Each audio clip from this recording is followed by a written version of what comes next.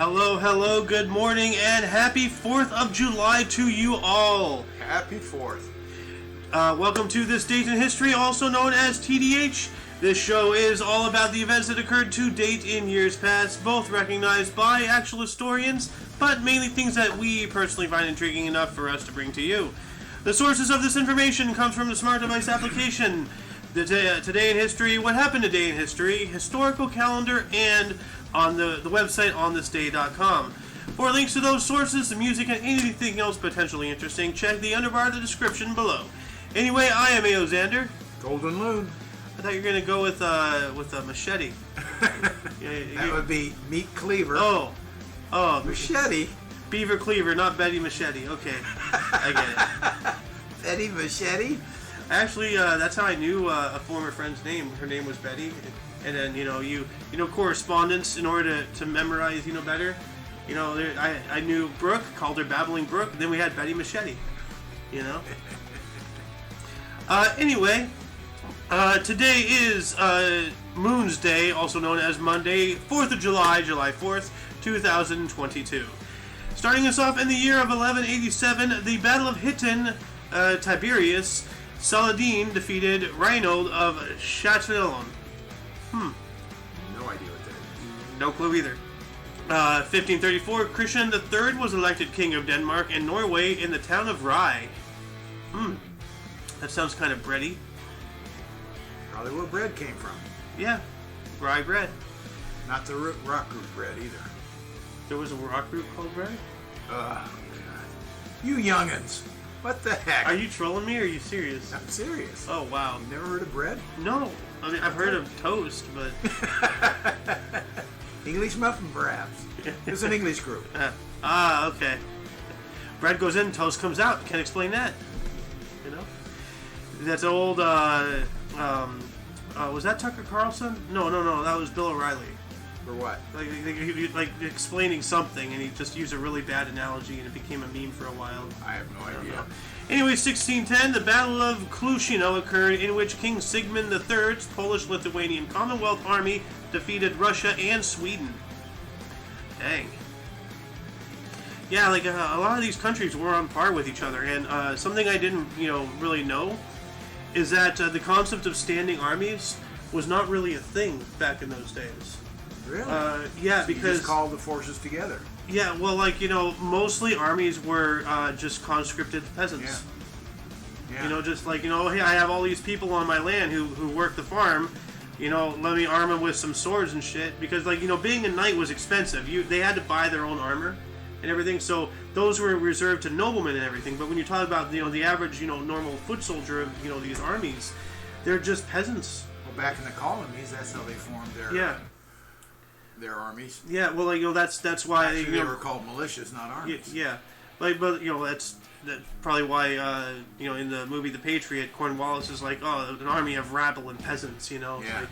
But no, because think about it, standing armies are expensive. Yeah. You gotta house them, you gotta feed them, you gotta, train them, probably, you're paying them, and, but how do you pay them? They're the source of your income, True.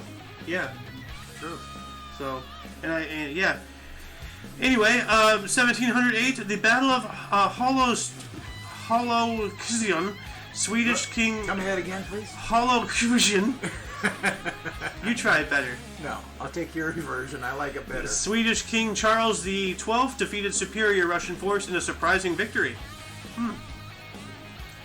Oh, this is not good. At 1754, George Washington gave Fort Necessity to France. Wow, so on the birth date of our nation, the founding father of this country surrendered before it happened. We talked about that yesterday, right? Well, he surrendered to the French yesterday. Yeah. Oh yeah, so he surrendered. So he surrendered to the French, and then he gave Fort Necessity to France. So I guess it wasn't much of a necessity then. So. Anyway, 1776, according to popular legend, the Liberty Bell rung for the Second Continental Congress. Before the crack? I think it's after the crack, because the crack formed first ring, you know. 1776 as well, the U.S. Congress proclaimed the Declaration of Independence and independence from Great Britain. Yep. On this day, huh? On this day. Okay, so yeah, it's when the declaration, not the actual document, but the verbal, and written declaration, of the action. So that's how they base the birthday off of, not the actual creation of the document itself. It's a declaration. So, okay. Oh, declaration. We declare. Mm-hmm. We the people, in order to form a more perfect union. In 1782, William Petty became Prime Minister of Great Britain following the death of Charles Watson Wentworth. 1785, James Hutton, a geologist, publicly read an abstract of his theory of uniformitarianism for the first time at the meeting of the Royal Society of Edinburgh. What the hell is this? I have no clue. Let me look that up here real quick.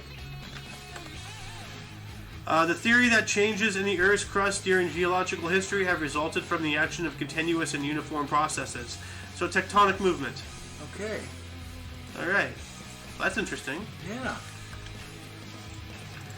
Let's see here. Gotta add this into the underbar.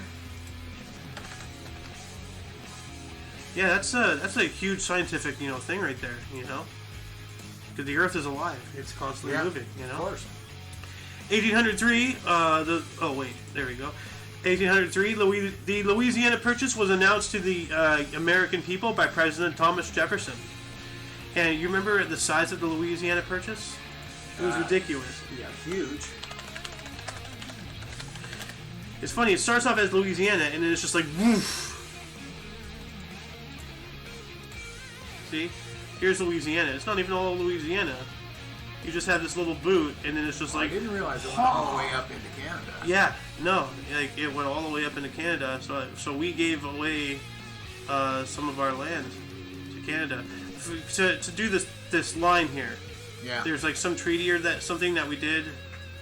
So, but at one point, this was part of the U.S. Interesting. Yeah, Louisiana, British territory, Spanish territory. Yeah, okay, so... Because this was French, so Britain, Spanish, and French. They're all colonizing America, colonized South America, Africa, India. All those three guys just going everywhere. And in Eastern Canada, they still think they're French. Now you want to know why Napoleon? And it was Napoleon Bonaparte, who sold us the Louisiana Purchase. Really? To fund his wars. Ah. Yeah. Okay. Thank you, Napoleon. And plus, there's no feasible reason to even have, this land because he's a whole sea away. Yeah. And he really didn't have any troops out here. So if he hadn't given it to us or something, Spain or Britain, who did have people here, could just take it. Yeah. So. But he should have used the philosophy buy and hold. Be quite valuable today. Well.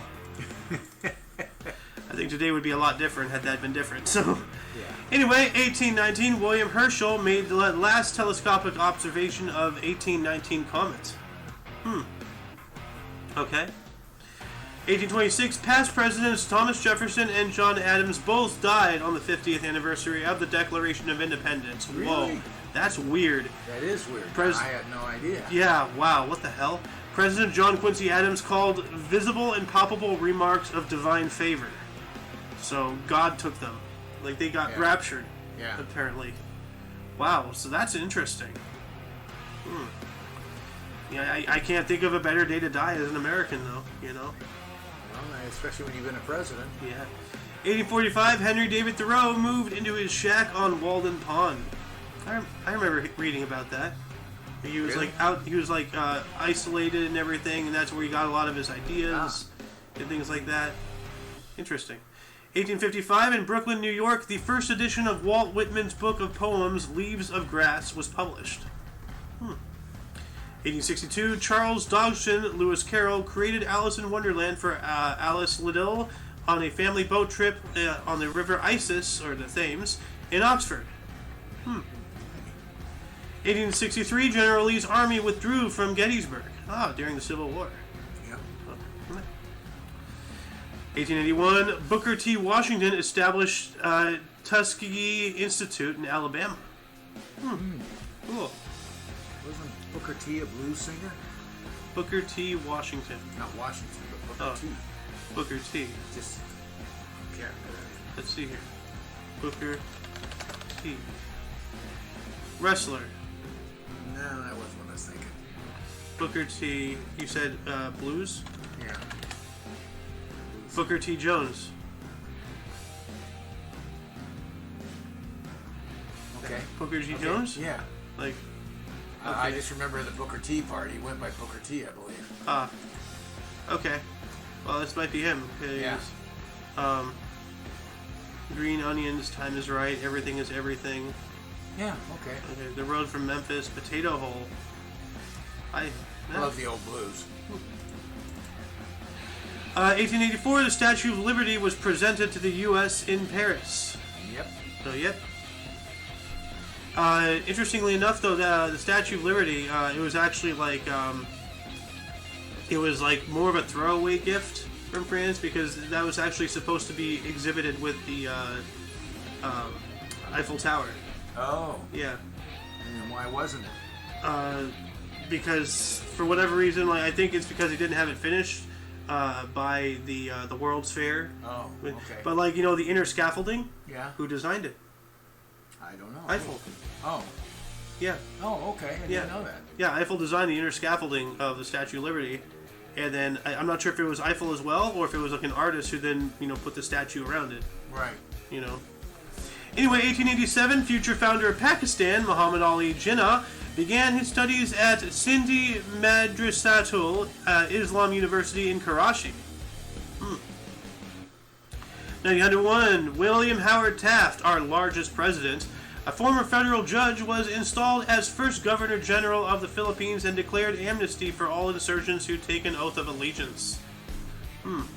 Basically forgiving if they, ally themselves with us. Yeah. Interesting.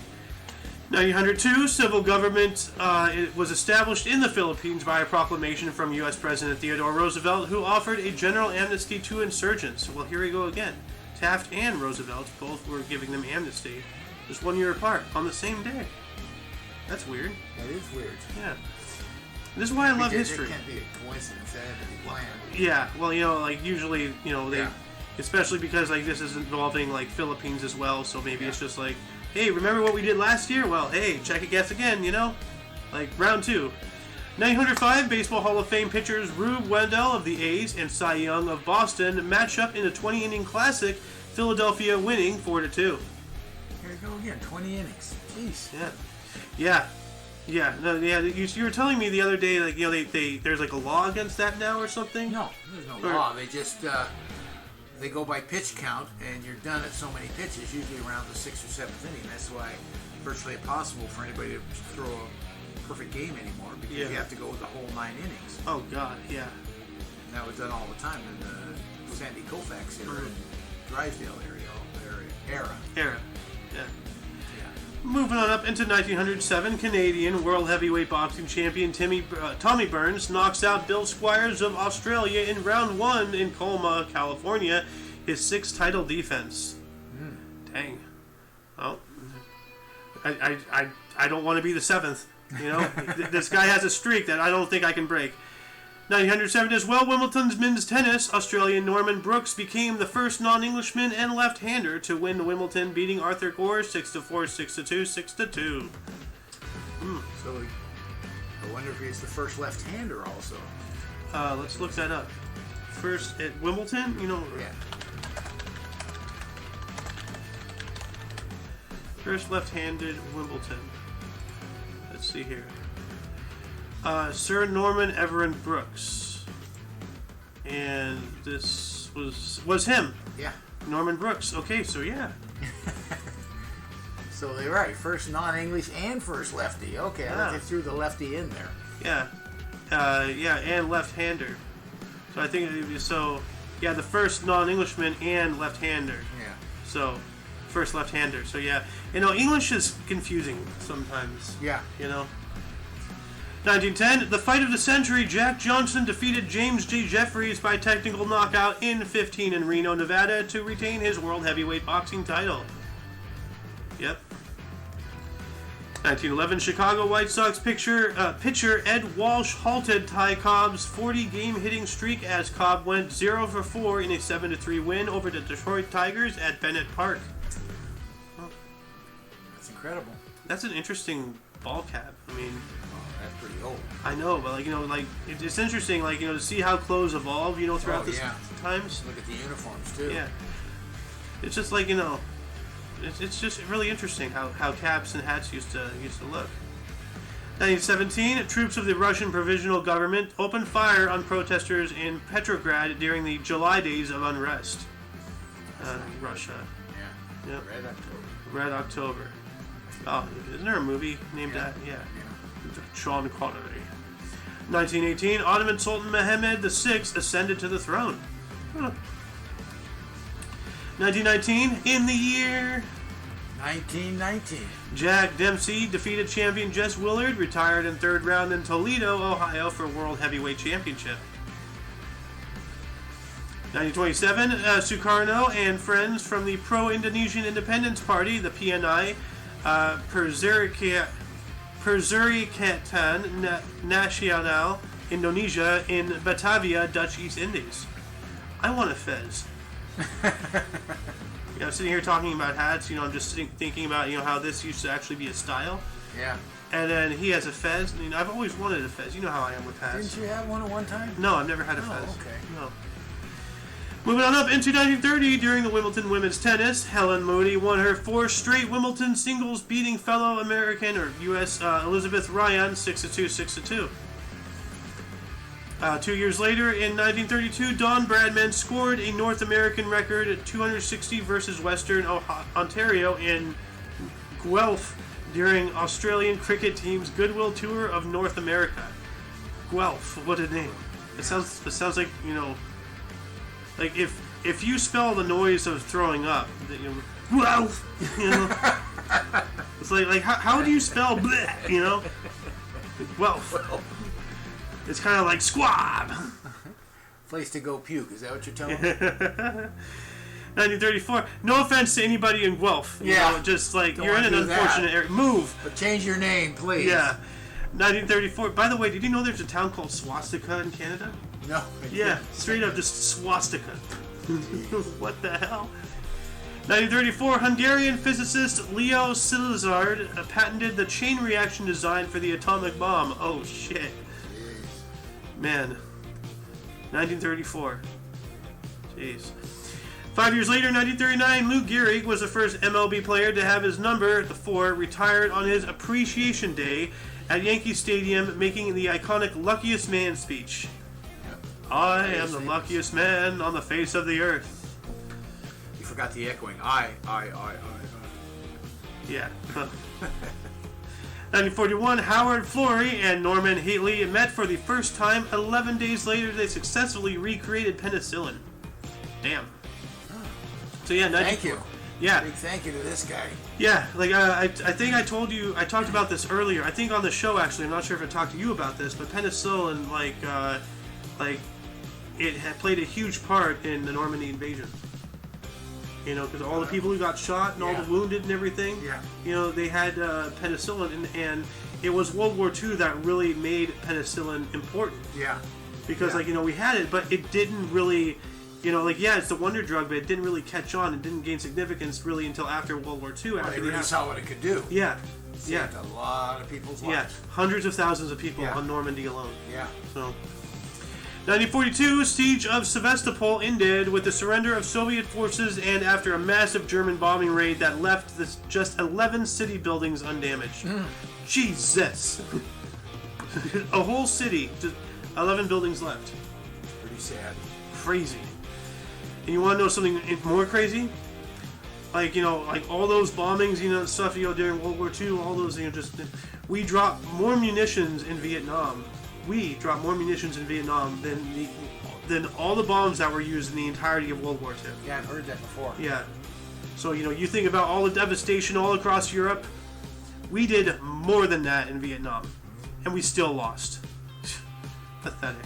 1944, first Japanese kamikaze attack on the U.S. fleet near Iwo Jima. Whoa, that's interesting. Dang. 1946, President Manuel Roxas was inaugurated as the 5th president of the Philippines and the 1st president of the Third Republic at the Independence Grandstand in Manila. Okay. 365 days later, in 1947, during Wimbledon's men's tennis, Jack Kramer won his only Wimbledon singles title, beating fellow U.S. Tom Brown 6-1, 6-3, and 6-2. Well, that's interesting. At least he got one. Yeah. What's that? 6-6-6, 1-3-2. 1-2-3, 6-6-6. It's kind of like a consecutive pattern that's going on. You got to, unless you have less than 2 wins, you win the set in 6. Well, no, I'm just saying that you're always going to have the 6 there unless it's 7-5 or something like that. Okay. All right. 1953, Wimbledon's women's tennis, Maureen Connolly won her 3rd leg of her Grand Slam, beating fellow U.S. Doris Hart 8-6 and 7-5. 1958, Wimbledon's men's tennis. Oh, God, it's going to be a Wimbledon day again? It looks like it. We've headed that direction. In an all-Australian final, Ashley Cooper won his only Wimbledon singles title, beating Neil Fraser 3-6, 6-3, 6-4, 13-11. 1959, Wimbledon's women's tennis. Maria Bueno of Brazil won her first of 3 Wimbledon singles titles, beating Darlene Hard 6-4, 6-3. Well, just with that name, she sounds like a difficult player to go against. Hard level. So, 1960, LPGA Championship Women's Golf at the Sheraton Hotel Country Club. Mickey Wright won by 3 from Louis Suggs. I'm learning all these names. Suggs. Boy, this has been a sports thing for a while. Yeah. But every time I see the name Suggs, the first thing my mind goes to is like a soapy sponge. It's all suggy, So it's I go to kind of sucky. Oh, that guy's sucky. Oh, there's the man. 1960, Yankees outfielder Mickey Mantle hit 3-run homer versus Washington, 18th MLB player to hit 300 home runs. Lifetime. Yeah. All right. 1966, Beatles attacked in the Philippines after unintentionally insulting Emila Marcos. Oh, wow. So they accidentally... The shoe lady. Oh, okay. But then they were assaulted. Yeah, I guess they didn't appreciate the... whatever they said. Did they throw shoes at her? at them like they did to George Bush? Yeah. That's the greatest thing where he just ducks and keeps going. He's so confused. He's like, is that your best shot? That's what he looked like. Is this really happening? Like, are you seriously throwing a shoe at me? What the hell's wrong with you? 1966 as well, Lyndon B. Johnson signed the Freedom of Information Act. He really escalated Vietnam. Yeah. Well, is it a little wonder, that Lyndon B. Johnson had aspirations for the presidency, and then John F. Kennedy just somehow gets offed, and he had a hand in it. Oh, come on, that's a stretch. I don't know, Dad. I don't know. That's the point. You don't know. Well, I don't know either way, and things just play out. You see, you're never going to get the puzzle. You'll never get all the pieces. You just got to put things together in the most logical way possible. Sometimes it's wrong, sometimes it's right. But if the past 2 years have taught me anything, and it's not even really a joke, the difference between a conspiracy theory and the truth is about 6 months. So, 1969, 140,000 attended Atlanta Pop Festival featuring Led Zepp and Janis Joplin. Led Zeppelin? Right? Yeah. Okay, why did they just Zepp it? Like... What do you mean? They're like abbreviating their names and everything. Why not just spell Led Zeppelin? Why Led Zepp? Yeah, I don't know. Why are they trying to conserve room for? Just before lunch, you want to get out and have his lunch, so he zipped it out. Yeah. Or zip it, so to speak. 1969 as well, Wimbledon women's tennis home favorite Alan Jones upsetted 3-time defending champion Billie Jean King 3-6, 6-3, and 6-2. Moving on up into 1970, during Wimbledon's men's tennis, in an all-Australian thriller, John Newcombe beat Ken Rosewell 5-7. 5-7. Did they screw up a hyphen? No. He lost the first set. 5 and then 7. No, because all these other ones have hyphens. Yeah, well, they left the hyphen out. Okay, so it's got a comma or something. So it's right? 5-7. He lost the first one. Okay, so won the second one. 5-7, 6-3, 6-2, 3-6, 6-1. So he won it. He won it 3-2. Yeah. No, I was just confused because this is the wrong mark. Yeah. So punctuation is key, people. 1970 as well. Casey Kasem's American Top 40 debuted on the LA radio. Oh yeah, I remember Casey Kasem. Yeah. He goes back farther than that. Yeah. But, here's a haunting name. 1975, Ted Bundy. Victim Nancy Baird disappeared from Layton, Utah. Uh-oh. Oh, Jesus. 1980, Nolan Ryan of the Houston Astros fans the Red Caesar Geronimo to become fourth pitcher for 3,000 MLB strikeouts. Dang.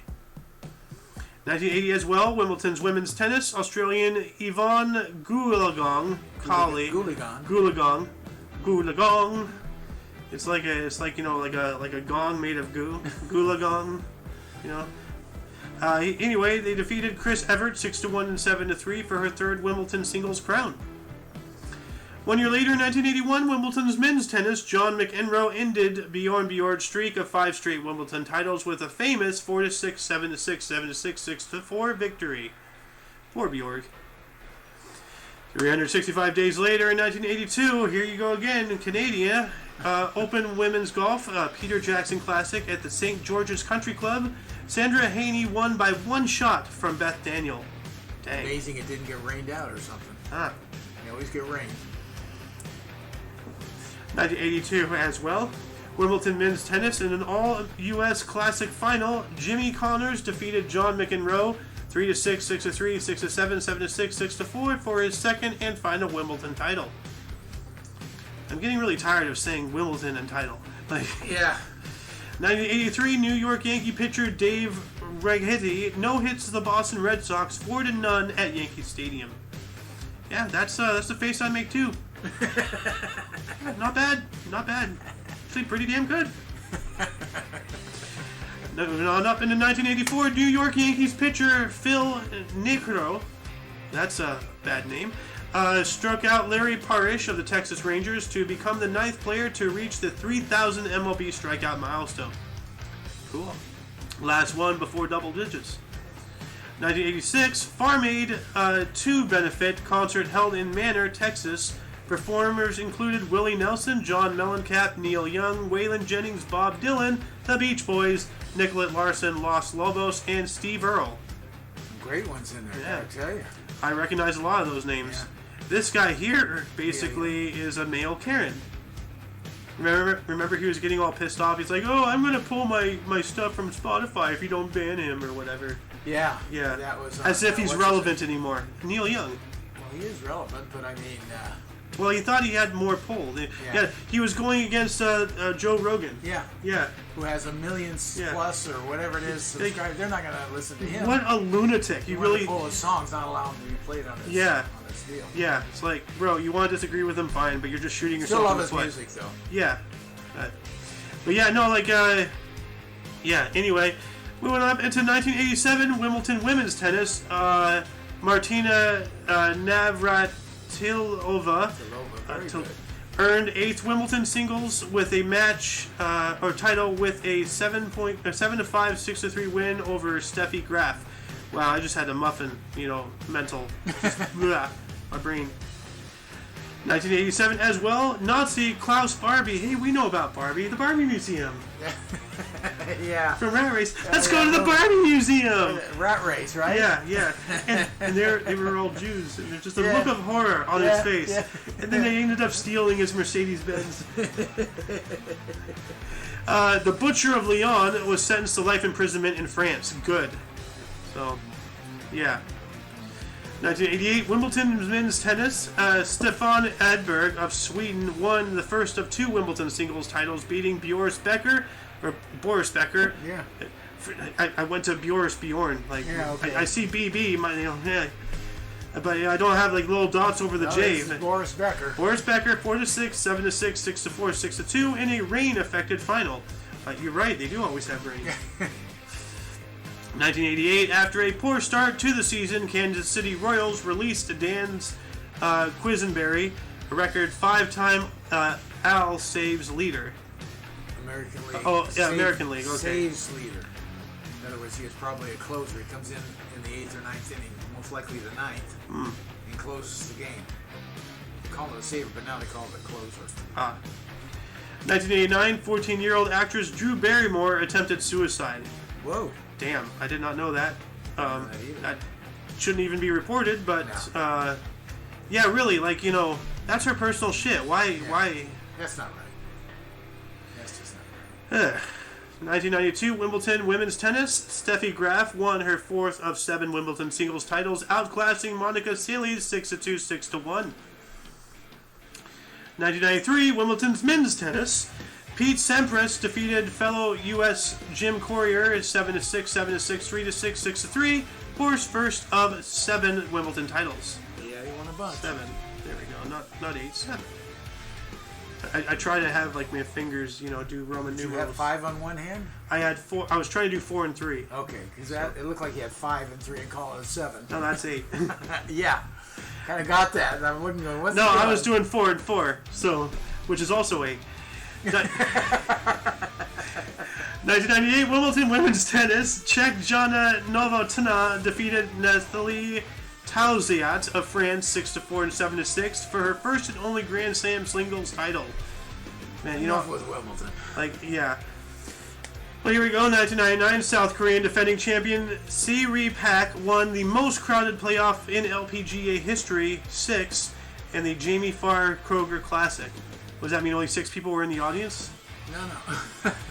Woo, golf, yeah. You're gonna say something? No. I wasn't. 2003, LA Lakers baseball star Kobe Bryant, the Mamba. Wait. Baseball star? Basketball. Thank you. Make it correct, please. I told you I'm muffining today. Like, okay, let me retry this again. 2003, LA Lakers basketball star Kobe Bryant, the Mamba, was arrested in Eagle, Colorado for sexual assault. Charges were eventually dismissed. Oh, yeah. He had him in a sling there for a while. He was in trouble. Yeah. 1 year later, in 2004, during Wimbledon's men's tennis, here we go again, Roger Federer won the second of 5 straight Wimbledon singles titles, beating U.S. Andy Roddick 4-6, 7-5, 7-6, 6-4. In 2004, U.S. Open Women's Golf at the Orchards Golf Club, Meg Malone shot a final round 65, which is native 6, to win her second U.S. title, 2 strokes ahead of runner-up Annika Sorenstam of Sweden. Oh, look at that there. Her hat matches her shirt. Pretty cool. I don't know. Anyway, 2006, Richard Branson sold Virgin Mobile to NTL for $962.4 million. Oh, so he doesn't own it anymore. Okay, well, that's not good. What's Virgin Mobile? It's a cellular. Okay. Okay. Yeah, but like you know, he's the owner of Virgin Atlantic and everything. You know, all that stuff. I wonder if Virgin Coke ever survived. Virgin's still around. He started a company, a Coke company. Cola. Making Virgin Coke. Everything's Virgin. Yeah. Let's see here. I don't know how many companies he started, but yeah. Virgin Cola, Richard Branson. Brandon. Virgin Cola, I see. Discontinued in 2009. Okay. So that answers your question. Yeah. Oh, that's interesting. I tell you, Virgin Atlantic, the best airline I ever flew. I don't know what it is today, but it was sure great back in the day. I wonder why it wouldn't sell. Why wouldn't anybody out in public pop open a nice cold can of Virgin to just publicly drink? Like, yeah, I've never gotten laid. This tastes so good. I don't know. Anyway, 2006, Sri Lanka set new ODI cricket record score 4-3-9 in a World Cup win over the Netherlands in Amstelveen. Jay Surya 157, Dilshan 117. No, I don't know what the hell. I don't even know what that is. What did I just read? Yeah, it's just letters and numbers on the screen. Not Sri Lanka out of the chute, but other than that. No, Sri Lanka. Interestingly enough, autocorrect doesn't recognize Sri Lanka as an actual word. Really? Yeah, SRI. Yeah. It like red line wiggles it, underneath. 2009 Wimbledon women's tennis. Serena Williams defeated her older sister Venus 7-6 and 6-2 for her third Wimbledon singles title. Yeah, for a while, didn't it just come down to like those two just versing each other? I remember that was a thing. For a very short while, but Serena was really the dominant one. The younger sister's Serena was the one that's still around today. I think she's still playing. I'm not sure. I don't know. Is Serena Williams retired? Let's see here. Floats Wimbledon return disputes retirement. She hasn't played in a tournament since last year's Wimbledon. Okay, so somewhat current anyway. Yeah, well, this was April 7th, 2022. Okay. So retiring in the first round due to ankle injury. Okay. Serena Williams she is in fact not be retiring, so she's still active. Okay. It's a long time. Yeah. 2010 Wimbledon men's tennis. Spaniard Rafael Nadal defeated Thomas Berger 6-3, 7-5, 6-4 for his second Wimbledon title. 2019 Egypt claimed a 3,000-year-old Tutankhamun bust was stolen and it sold for $6 million at auction at Christie's. Oh, dang. New York auctioneer. 2019 U.S. President Donald Trump held a Salute to America 4th of July celebration in Washington, D.C., controversial for its emphasis on the military and presence of tanks. I remember that. Like, people were making fun of it. It's like, what is this, Russia? Yeah. They had, all the tank and everything. It's like, dude, really? You had to do that? Yeah. 2019 Russian President Vladimir Putin met with Pope Francis at the Vatican. Well, you know what? You want to know the difference between Vladimir Putin going to the Vatican versus our guy going to the Vatican? Are you talking about Biden? Yeah. Okay. At least Putin didn't, Putin in his pants, My butt's been whacked. 2021, just last year, Pope Francis underwent surgery to remove part of his colon in Rome. Why do we know this? Why do we care about Pope Francis's colon? 2021 research. I did not think I'd ever be asking that question. 2021 researchers revealed there are 14 living descendants of Italian artist Leonardo da Vinci.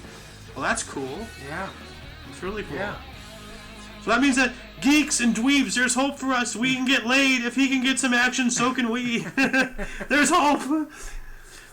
Anyway, before we move into births and deaths here, were there any interesting articles that happened today? Well, other than, again, definitely. too much Wimbledon, but I like the little stuff. The Eiffel framing of the Statue of Liberty that you brought up. It wasn't in the content of this, but that to me is really kind of a cool deal. Yeah, well, just think about it, though. You want, a really big statue. You want the best, structure maker, around. And who just built a 500-foot tall fucking tower out of, steel? And if they're working side by side with the opening of the Eiffel, then it makes sense that he'd be involved in it. Yeah. Providing your facts are correct. Yeah. The Louisiana Purchase, being announced, the Declaration of Independence being declared, Yeah. Of course, that goes without saying on the 4th. Publicly reading, essentially what would become a tectonic movement. Oh, yeah. Yeah. Yeah.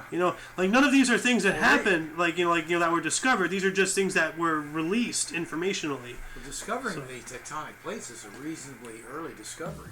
That wasn't not that long ago. 1785. Well, you know what? No, the actual discovery of tectonic plates. Discovery of I'm going to say somewhere around the 60s or 70s. Discovery of tectonic. Plate tectonic theory had its beginnings in 1915 when Alfred Wegener proposed his theory of continental drift. So it is fairly recent. Well, 1915, that's way earlier than I thought. I thought that was really recent.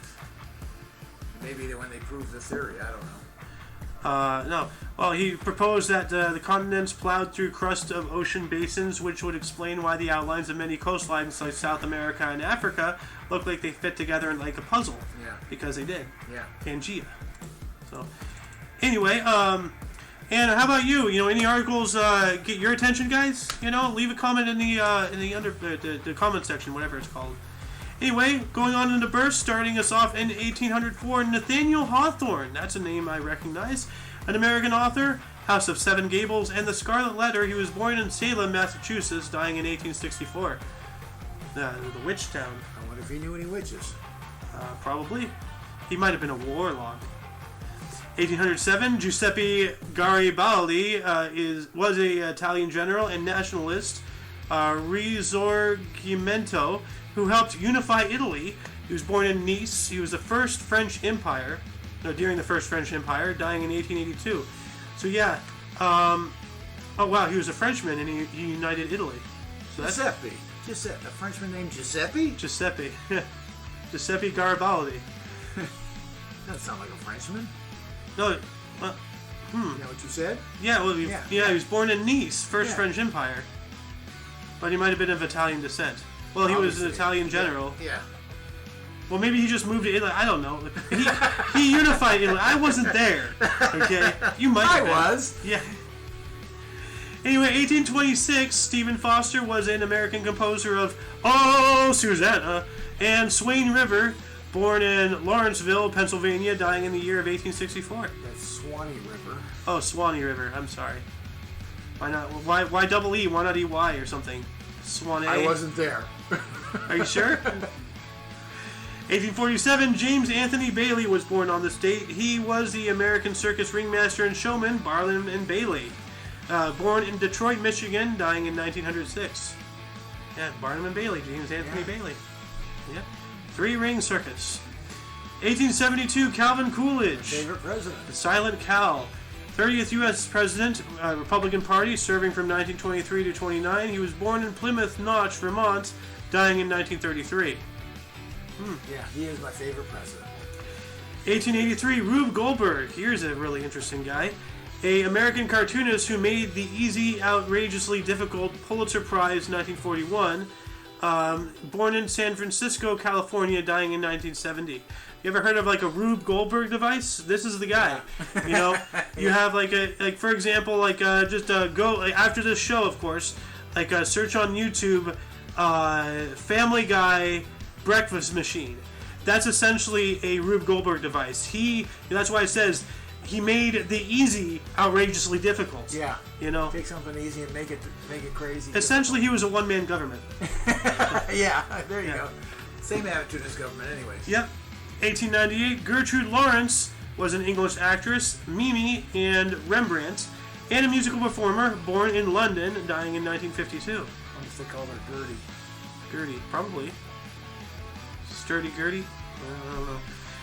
1902, George Murphy was born on this date. He was a U.S. politician. He was a senator in California. He was an actor and a dancer as well. MGM Parade. He was born in New Haven, Connecticut, dying in 1992. That's not that far ago. No. Yeah, 90 years old. Yeah. Well, yeah.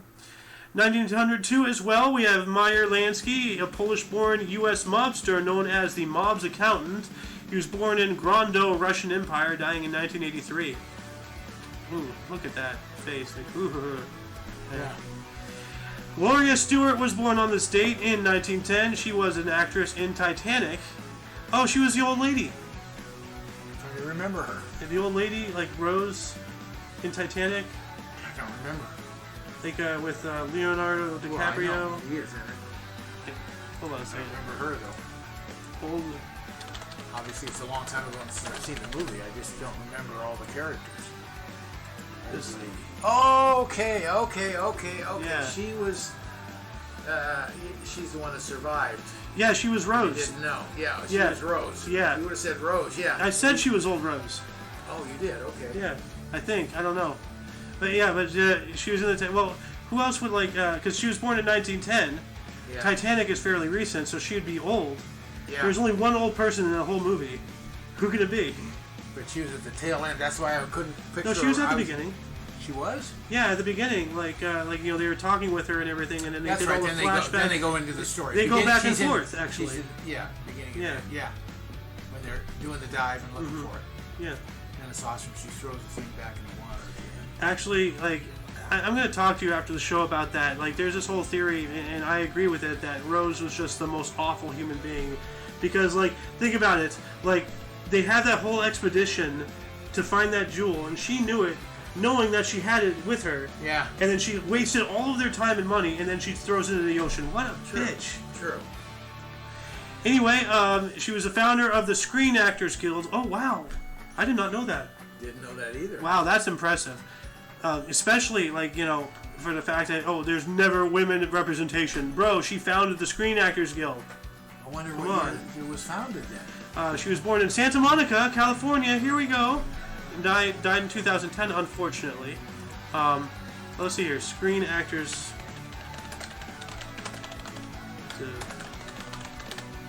Founding. March... No, that's not right. Founded... No. Okay, Screen Actors Guild. Okay, but this is founded March 30th, 2012? No. No. It's been original. She died in 10. Yeah, what the hell? First Screen Actor Guild Awards, okay, 1995. No, it goes back beyond that. Because Ronald Reagan was president of the Screen Actors Guild at one time. When did the Screen Guild start? No. Okay, hold on a second. American Federation of Television, International Alliance. Okay, no. When did the SAG start? Launched by critics for lauded by critics for Styles Screen Actors Guild Awards. No. Who was the first member of SAG? Okay, this is getting too much. Yeah, like. Anyway, she founded it. They call it the Screen Actors Guild right there. Yeah. Yeah. And now it's called the no, it's not called the Film Actors Guild. That's what they called it in Team America, because they called it the Film Actors Guild. You know, and you know how government organizations like to abbreviate. So what's the abbreviation of Film Actors Guild? They're making fun of it. Matt Damon. Anyway, 1926, Alfredo Di Stefano was born on this date. He was an Argentine soccer forward for the Spain 31 Caps, Argentina 6, Colombia 4, and was in the European Cup from 1956 through 60, and was in Real Madrid. Man, this guy was everywhere. And he was a manager of the European Cup Winners' Cup of 1980 Valencia. He was born in Buenos Aires, Argentina, dying in 2014. What a resume. Got around. Yeah. 1927, Neil Simon was a U.S. playwright. The Odd Couple, Plaza Suites, and Biloxi Blues. Born in the Bronx, New York, dying in 2018. I know about The Odd Couple. Yeah. Funny little things like that just to work out in the script. Felix Unger was the guy. He left his buddy a note. The Clean Nick drove the slob crazy. Oh, yeah. And he put down the note, then he just abbreviated his initials, F.U. 1929, Al Davis was born on this date. He was a U.S. businessman and an NFL team owner of the Oakland Raiders. He was born in Brockton, Massachusetts, dying in 2011. George Steinbrenner was born on this date in 1930. He was a U.S. businessman and Major League Baseball team owner, specifically the New York Yankees. Born in Rocky River, Ohio, dying in 2010. Like, is that a candid shot? He looks so surprised. It's like, say cheese, bitch. Like, oh. He looks like he's sitting there saying, I'm dead? Huh? Oh my God. Bill Withers was born on this date in 1938. Hey, that rhymed. He was a U.S. singer-songwriter and rhythm and blues musician. Ain't No Sunshine.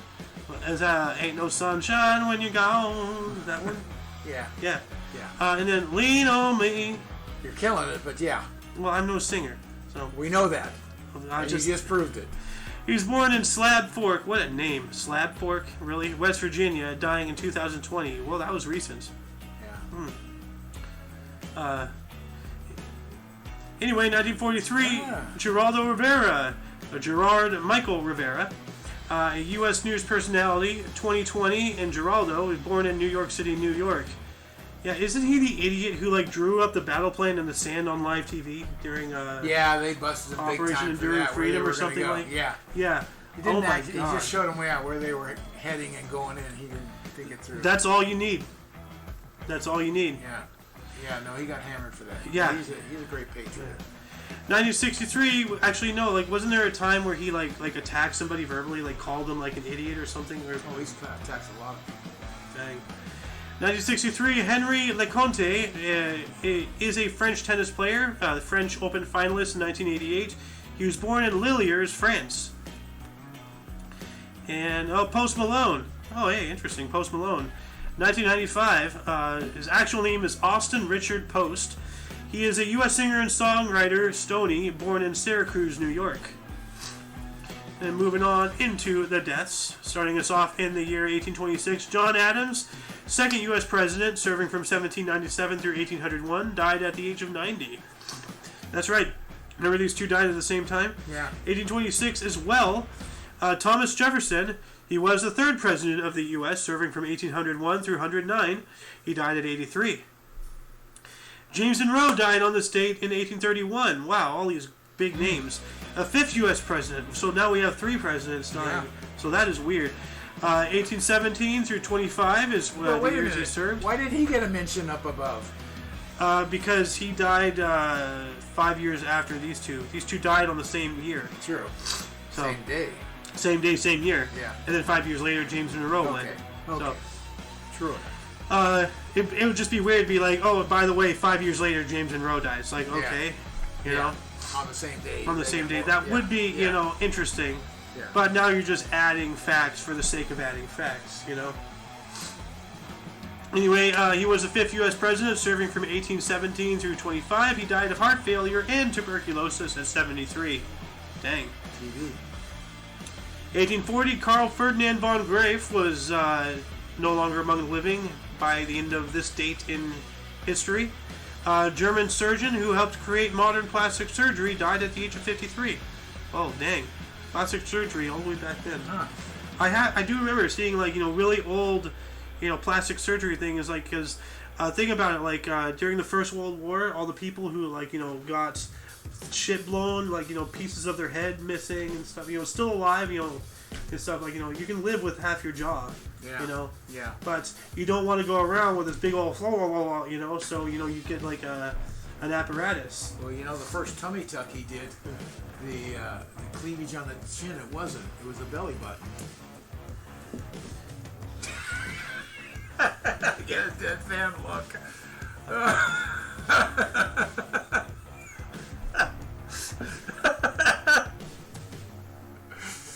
Oh, God. That look is priceless.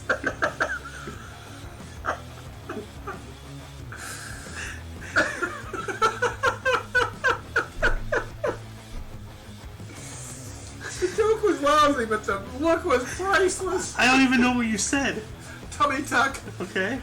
Cleft in the chin. It wasn't. It was a belly button. Oh. Tummy tuck, the belly button. And whoops. Chin. I was just trying to figure out what you said. I'm just laughing because you're laughing. I'm so lost. Oh, please move on. I'm trying. 1934, Mary Curie. I need to crack a smile. Oh my God. Dude, look at her face. She's looking at us with a look. Why the hell are you laughing? You're in the death section. I'm moving you absolute to another monster. table. That's it. I'm moving to another table. You too. Rest in peace, Mom. 1934, Mary Curie, Polish-French scientist who discovered radium and was the first woman to win a Nobel Prize. In 1903 and then again in 1911, she died at the age of 66 due to radiation poisoning because her husband and herself, you know, were studying with radioactive material before they knew about what it did. Yeah. You know, but Mary Curie, the discoverer of, you know, radium. Yeah. You know, 1934 died today. So, and then just 11 years later, we use her discovery to melt 2 cities. You know. Yeah. Yeah. Yeah. Then we have Barry White. Oh, wow. Died in 2003. He was a U.S. singer. Love's Theme. He died at the age of 58. That's pretty young. You're very young. Dang. And that concludes the show for today. Once again, happy 4th of July. Eat some food, blow up the sky. Where's my script? I'm just completely, my brain's just not working anymore today. Once again, you can check the underbar in the description for any links that you may be interested in. For your dose of past events daily, we stream every day at 10 in the morning Pacific time. For all of you and all of us, I am Mayo Xander. Meat Cleaver.